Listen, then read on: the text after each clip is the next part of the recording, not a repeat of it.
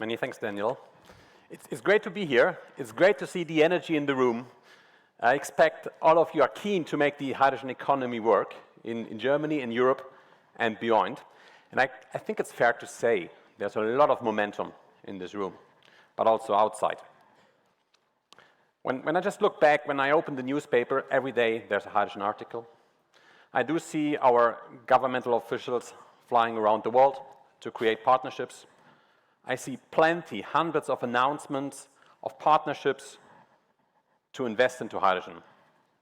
But let's be honest. The number of hydrogen projects which have been matured from an announcement towards a final investment decision is somewhat limited. There are not that many.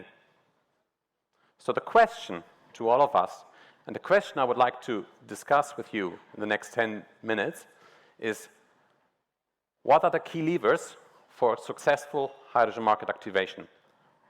Or, to phrase it slightly differently, which conditions needs to be in place so that the industry can invest into hydrogen projects? I would like to focus on three things. First of all, what has allowed Shell to take an investment decision for a 200 megawatt green hydrogen plant in the port of Rotterdam? Secondly, what can we learn actually from other energy vectors which have been introduced in the past? And thirdly, what are the necessary measures which need to be in place? What did allow us, so first, what did allow us to invest? Second, what can we learn from other energy vectors? And thirdly, as a conclusion, what are the measures which need to be in place? Let me start with a mandatory disclaimer from our legal department. I don't want to bore you, I don't want to spend a lot of time, but basically it says that we face uncertainty, that we don't know what's happening in the future exactly, and that what I share today is the knowledge we have in place today, which might look differently tomorrow. Last summer, we announced that Shell is planning to build, or going to build, a 200 megawatt electrolyzer plant in the port of Rotterdam. It created a lot of momentum, and a lot of questions have been asked to us. How did you manage? What were the trigger points?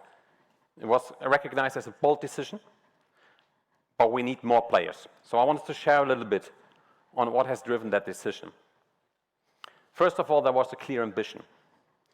Our strategy is to become a net zero emissions player latest by 2050, which covers Scope 1 and Scope 2 emissions of our own operations, but also Scope 3 emissions of our products. And you can imagine, coming from the fossil world, these are a lot of emissions we need to reduce. We will need to introduce hydrogen because we believe that without hydrogen, the decarbonization of the industry is not going to happen. So that was kind of our target long term. Net zero emissions company. Secondly, we invested, and it shows on the slide, we invested along the hydrogen value chain. Talking about a big electrolyzer project, actually it starts with the renewable power. Shell is operating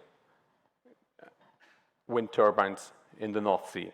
Together with partners, we have invested into Blauwind, also building up Hollandse Kust Noord in the, close to the port of Rotterdam, and that is supplying green electrons to the electrolyzer.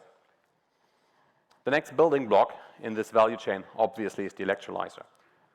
Now, Holland Hydrogen 1, the 200 megawatt, is not the first electrolyzer we are building. We are operating a 10 megawatt electrolyzer in our energy and chemicals park in Cologne, so our refinery. That has been opened a couple of years back and has provided a lot of insights on how to operate and how to set up the value chain on an electrolyzer. Once HH1, Holland Hydrogen 1, is in operation in a few years, it will supply up to 60 tons per day of green hydrogen. First of all, to our own refinery energy chemicals parks in Rotterdam, where we use the green hydrogen to decarbonize our operations. Over time, the intent is then to shift the low-carbon hydrogen from the electrolyzer towards mobility. Now, when I speak about the value chain, one of the advantages we have in place that we have our own demand in the refinery. So we can offtake the hydrogen from the electrolyzer and then can wait for customers, for OEMs to bring trucks so that we can gradually shift the hydrogen from the energy chemicals park towards the mobility value chain. At the same time, Shell is also investing and partnering up to build this mobility value chain. Years ago, we have started to invest in Germany in H2 Mobility, a joint venture with partners. The joint venture today operates close to 100 hydrogen retail sites. We are also partnering for the heavy-duty road transport sector in an H2 Accelerate collaboration with key OEMs and other infrastructure players. And then, last but not least, not to forget about, and you can see it on the slide, we need the infrastructure. We are actively progressing projects on the Delta Rhine corridor to connect Rotterdam with the Ruhrgebiet, to import hydrogen from the port of Rotterdam and export CO2. And we talked about carbon capture storage in previous panel discussions. The same is happening in the north, where we're aiming to connect from Norway to the north of Germany via pipelines to import low-carbon hydrogen. Now, all of that is not sufficient. When you look at the plan for Europe, talking about 10 million tons per year of locally produced hydrogen and 10 million tons per year of imported hydrogen, you need to look at the global picture. At the same time, not every player has the opportunity to own the entire value chain. So you need to build on partnerships with specific building blocks. And actually, then it's quite helpful to look how the LNG market has been developed roughly 60 years ago.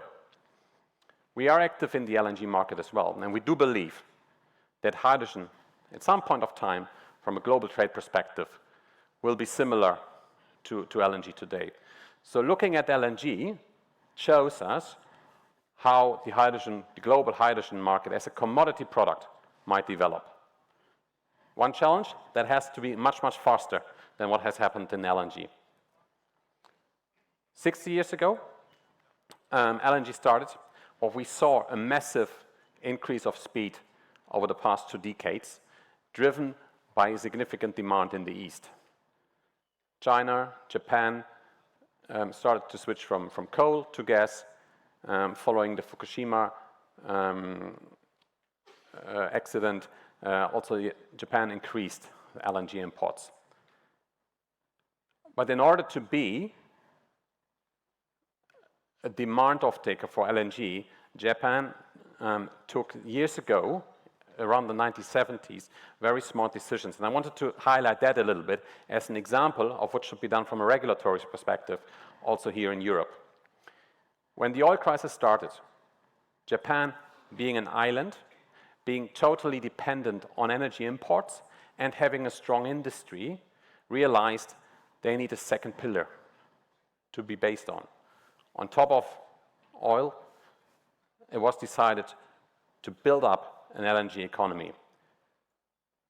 The Ministry for Economic Affairs in Japan created partnerships, worked together with the utilities to invest abroad in Brunei, in Malaysia and other markets in the East, to build up LNG export hubs.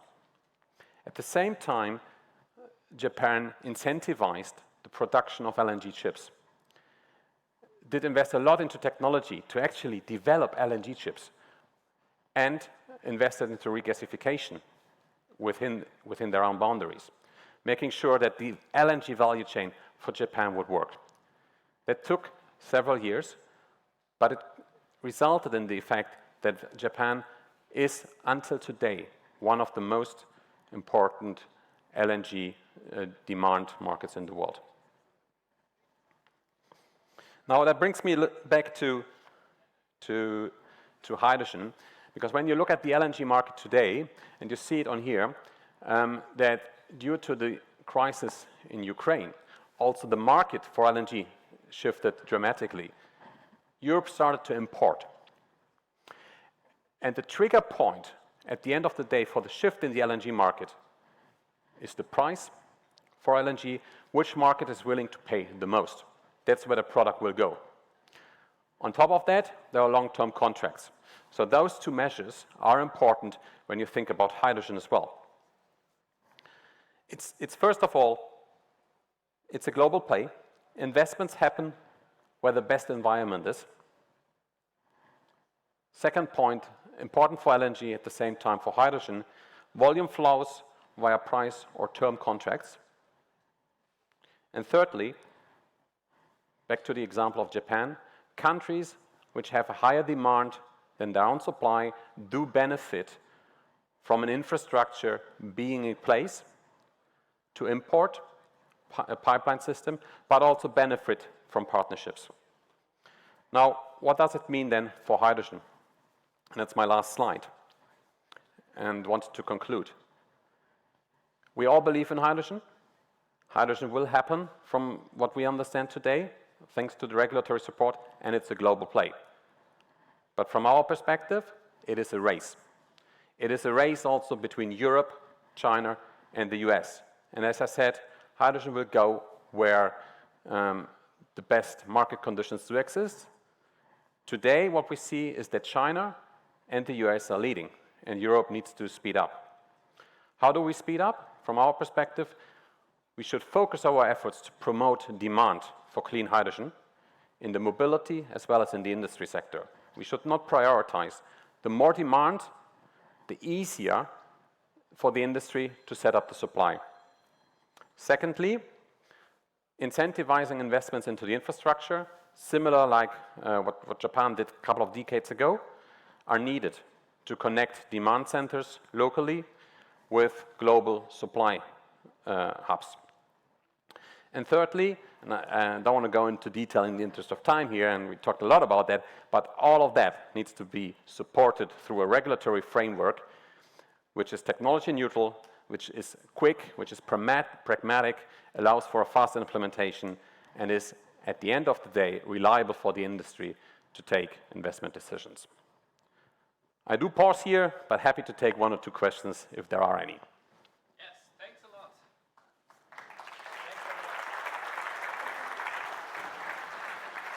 Thanks a lot, first of all, for your presentation. We have a couple of questions here, and I pick one because they have the same amount of votes.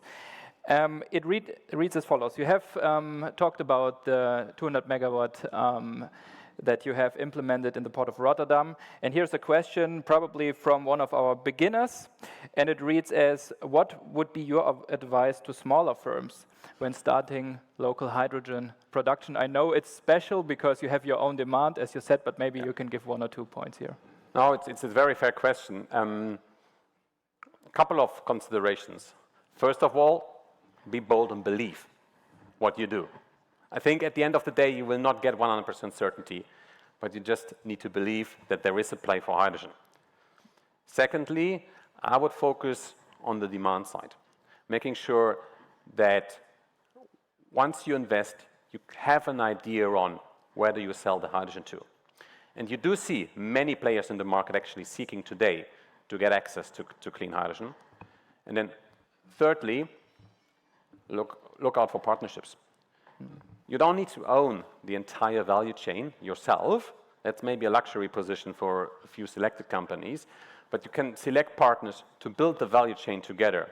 Someone focusing on the first building block being at the supply of renewable power, the next one, technology provider, an electrolyzer production company, building the electrolyzer with an EPCM, and then thirdly, another company to be part of the demand picture.